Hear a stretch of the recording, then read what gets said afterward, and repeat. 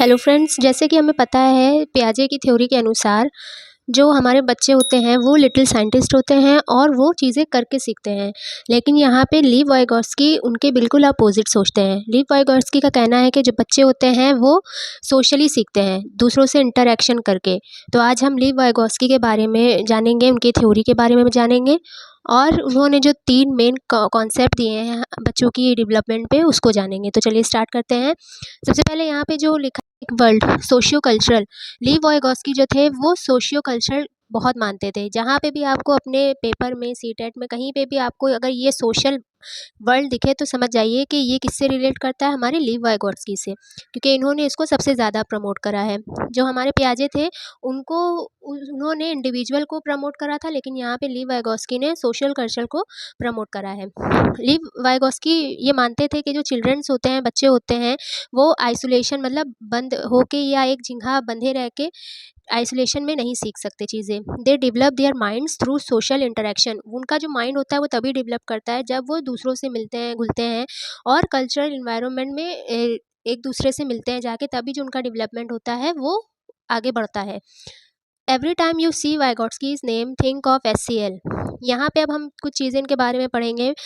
जब भी हम वाइगोट्स्की का नाम सुने कहीं किसी भी पेपर में, किसी भी क्वेश्चन में अपने, तो हमें अपने दिमाग में सबसे पहले 3 चीज़ें लानी है। SCL, इसको आप ऐसे भी याद रख सकते हैं, स्कूल विदाउट वोवेल्स। S से हमारा होता है सोशल इंटरेक्शन, C से हमारा होता है कल्चर और L से हमारा होता है लैंग्वेज। सोशल इंटरेक्शन का मतलब क्या होता है? Learning happens with other people first. Learning हमारी कब होगी? जब हम दूसरे लोगों से मिलेंगे। फिर आता है हमारा cultural. Your cultural detects what and how you learn. जो हमारे कल्चर होते हैं उससे हमें पता चलता है कि चीज़ें हमें कैसे आगे सीखनी है या कैसे उनको अपनी ज़िंदगी में लाना है। फिर आता है हमारा language, the ultimate tool used to think, plan and learn. ये एक तरह का टूल, हमारा लैंग्वेज जो होता है एक तरह का टूल होता है जिससे कि हमें पता चलता है कि हमें कैसे सोचना है, कैसे बोलना है और कैसे चीज़ों को याद रखना है, उनको प्रोसेस करना है। तो ये मेन 3 इनके कंपोनेंट्स हैं SCL। इसको आपको बहुत अच्छे से ध्यान रखना है। ये हमें लीव वाइगोट्स्की के बारे में बहुत सी जानकारी भी देते हैं और हमें बताते भी हैं कि बच्चे किस तरह से हमारे जो हैं वो सोशल इंटरेक्शन करते हैं और अपनी नॉलेज को गेन करते हैं। यहाँ पे एक छोटा सा पॉइंट मैंने लिखा है। जो पियाजे हैं उन्होंने स्टेजेस दी थी, sensory motor, pre operational, concrete या फॉर्मल वाली। लेकिन यहाँ पे वाइगोट्स्की ने हमें कोई स्टेजेस नहीं दी। उनका ये मानना है कि बच्चों का जो डेवलपमेंट होता है वो लगातार होता है, कोई स्टेज नहीं होती है। इन्होंने क्या बात करी है? इन्होंने स्पीचेस की बात की है, सोशल, प्राइवेट, साइलेंट स्पीच। इसको हम आगे कंटिन्यू करेंगे। अब हम सबसे पहले पढ़ेंगे इनके बारे में जो 3 मेन कॉन्सेप्ट्स इन्होंने दिए हैं वाइगोट्स्की ने हमें, जो इनके मेन टूल्स हैं जिसकी वजह से इनकी जो पूरी थ्योरी है वो बेस है। और ये आपके एग्ज़ाम के पॉइंट ऑफ व्यू से बहुत ही इंपॉर्टेंट है। आपके सीटेट में कोई भी पेडागोजी का क्वेश्चन आए, उसमें अगर यहाँ पे आपको इन तीनों चीज़ों में से कुछ भी दिखे तो आप समझ जाइए कि वो वाइगोट्स्की ही उसका आंसर है। यहाँ पे जैसे कि आप देख सकते हैं, Vygotsky's theory lies on their interconnected concept. ये सारे जो इन्होंने 3 कॉन्सेप्ट दिए हैं अपने, ये एक दूसरे से इंटर रिलेट करते हैं। Use this simple bicycle trick to understand how they work together. हम कुछ छोटे छोटे एग्जाम्पल से इसको समझेंगे और जानेंगे कि बच्चे जो हैं वो चीज़ें कैसे सीखते हैं। सबसे पहले हमारा आता है MKO, मोर नॉलेजेबल अदर। इसका क्या मतलब है? Any one who knows more than the learners about a specific task. कोई भी इंसान जो, अगर जैसे कोई छोटा बच्चा है वो कोई भी चीज़ कर रहा है तो उसके पीछे हमेशा कोई बड़ा होता है जिसको उस टास्क या उस चीज़ के बारे में ज़्यादा जानकारी होती है।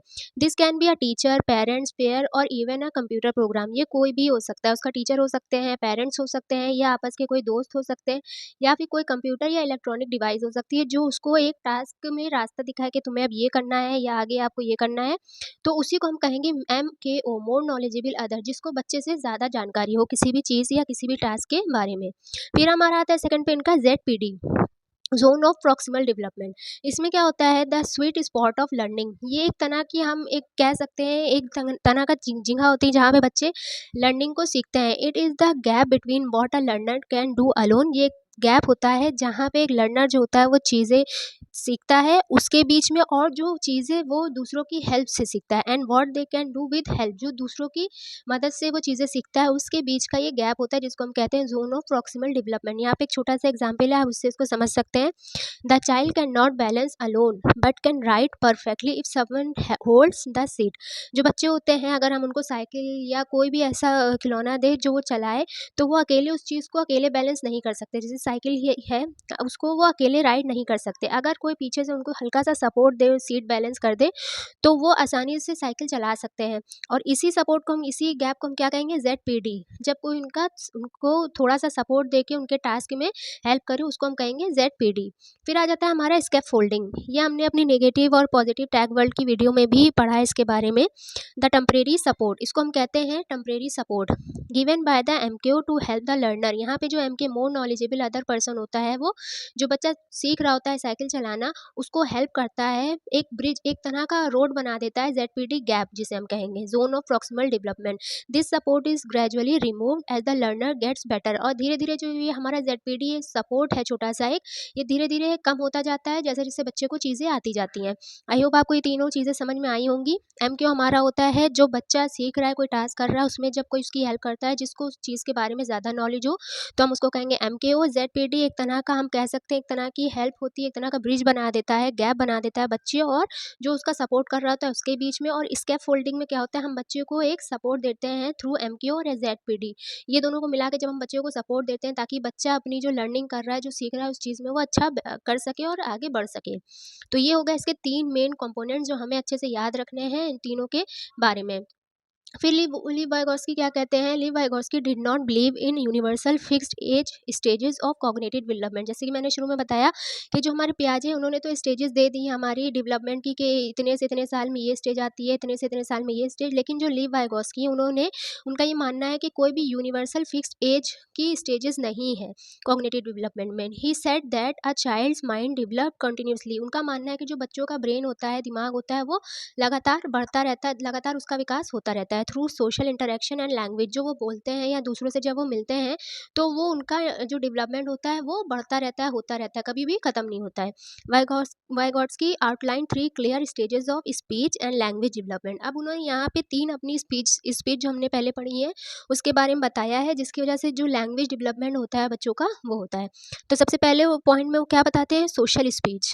इसको हम एक्सटर्नल स्पीच भी कहते हैं। बर्थ टू एज 3, ये बर्थ से लेके, मतलब जब बच्चे पैदा होते हैं तब से लेके एज 3 तक होती है। Language use slowly to communicate with other. इसमें क्या होता है, बच्चे धीरे धीरे बोलना सीखते हैं और दूसरों से कम्युनिकेट करना सीखते हैं। जैसे कि छोटे बच्चे होते हैं वो रोते हैं या कुछ भी रो के कहते हैं, जैसे कि यहाँ पे एग्जाम्पल के तौर पे मिल्क लिखा है, to get their parents attention. इससे क्या होता है, बच्चे जब कुछ बोलते हैं तो उनको लगता है कि हाँ, सबका अटेंशन उनकी तरफ आ जाता है। तो ये हो गया एक सोशल स्पीच।